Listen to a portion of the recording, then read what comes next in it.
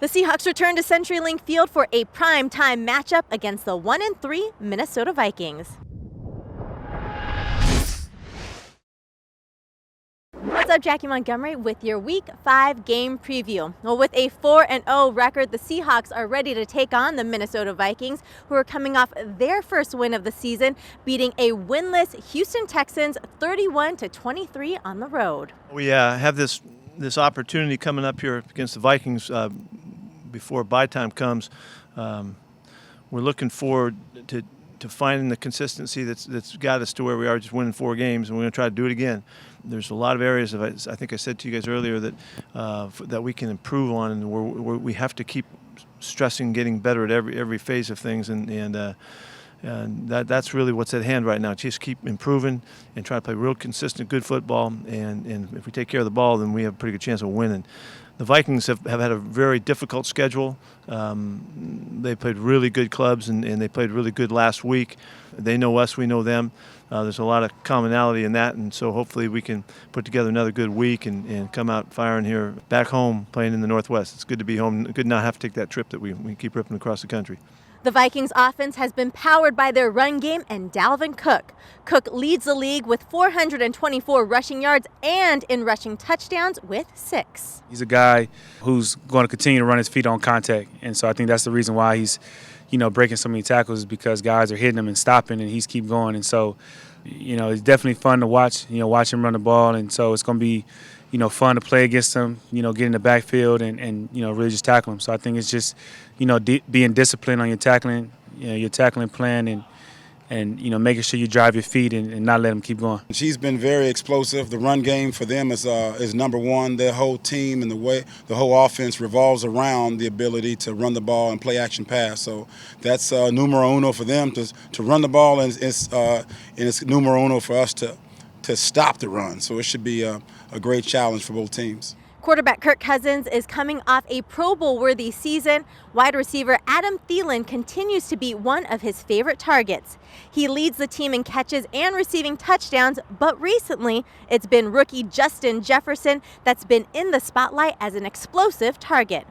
He leads the team with nearly 350 receiving yards and is averaging nearly 22 yards per catch.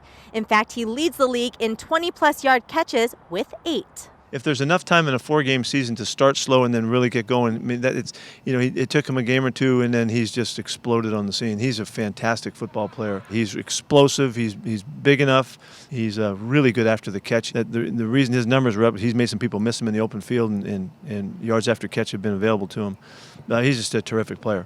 He's fast. He's looking to make plays, so you definitely have to be ready for him. And Thielen's he's just a playmaker. He knows how to get open. He knows how to find the windows in the defense. He catches everything that comes to him. And so he's a guy that you just have to know where he's at, at all times. And even if he's covered, you have to expect the ball to come that way because, he's put a lot of confidence in the quarterback to throw the ball no matter how much he's covered because of his hands. The Vikings defense boasts one of the top safety tandems in Harrison Smith and Anthony Harris. But at cornerback, they've been dealing with injuries and last week had to start 2 rookies in Jeff Gladney and Cameron Dantzler. I think it's all about, just the safety play that they have in terms of Harrison and Harris too. I think both of those guys, they can make so many plays, and I think they're so decisive. They're confident in their play. They disguise really well, all those different things. And so it'll be a game of little cat and mouse, which we always have fun with. But I think that I got a lot of respect for those guys and how they play the game.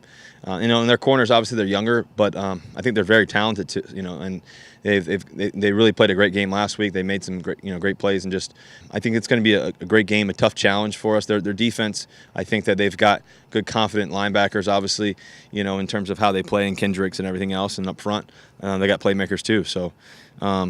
It's going to be it's always a challenge against the Vikings. We always have these amazing matchups and back and forth, and we got a lot of respect for how they're coached, how they play, how tough they are, and so it will be a great game.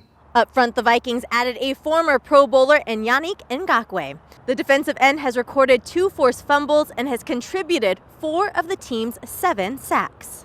Really good player, very strong, very quick first step, excellent speed to power rush. I think you see him getting more comfortable. You watch first couple games, and then you watch this last game against Houston. He looks more comfortable, maybe with what they're asking him to do. So, again, that's where I don't always believe the numbers. I watch the film and I see it, and it's not just him. I mean, they do a tremendous job of getting pressure on the quarterback, and again, with the coverages that they're playing behind it, they're betting that if they can get pushed, that you're going to force people to make mistakes, and so I still think they're a very, very formidable group. The Vikings defense has been able to stop the run and ranks 4th in the NFL in run defense. They'll have to find a way to stop Chris Carson and hopefully Carlos Hyde, who missed last week with a shoulder injury.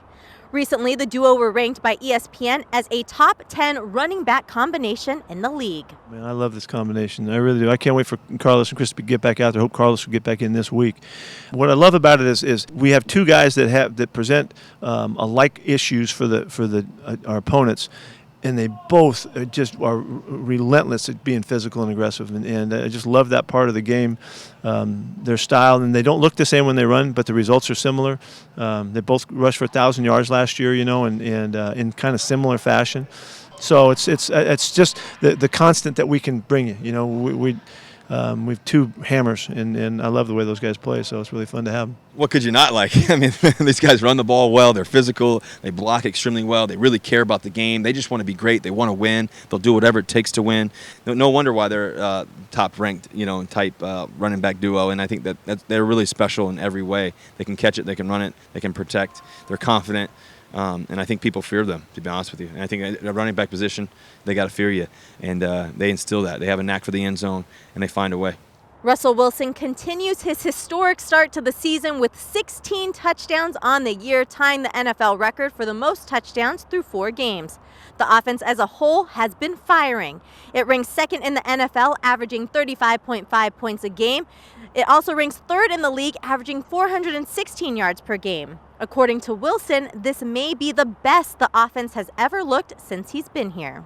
I think we're playing on the highest level we've ever played. I think, in terms of what Shadi's calling, he's doing a great job of mixing it up and challenging the defenses and everything else. But then also, on top of that, our playmakers, our players that we have, just the versatility at all positions, at the receiver position, tight ends, running backs, everybody all together. It's been special. We've had some good ones before, for sure, too. We're firing on all cylinders for sure.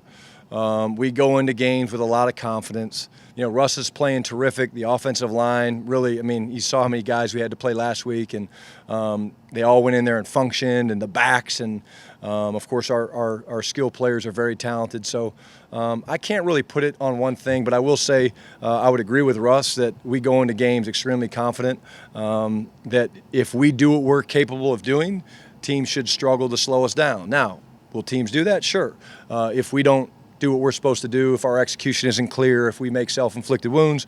But for the most part, we've been able to avoid those things these first 4 weeks. And that's the challenge, staying consistent. Wilson has been distributing the ball with 5 different receivers with at least 100-plus yards. However, second-year player DK Metcalf has clearly made a big jump from year 1 to year 2. This time last season, he had just 10 catches for 223 yards. This year, he is tied for the league lead with 403 receiving yards on 16 catches, completing the feat in 10 less catches than the other guy.